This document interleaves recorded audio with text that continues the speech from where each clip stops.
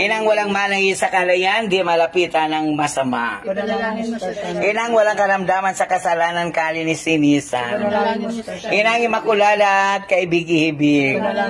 Inang katakataka at ang mabuting kahatulan.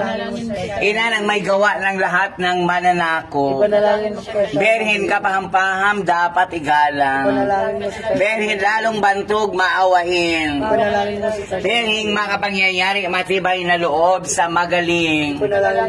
Salamin ang katuwiran, luklukan ng karunungan. Mula ng tuwa namin, sisidlan ng kabanalan.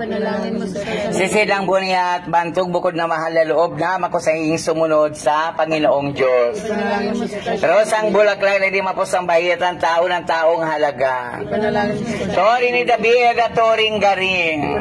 Bahay na ginto at kabanang tipan. Binto ng langit at talang mali.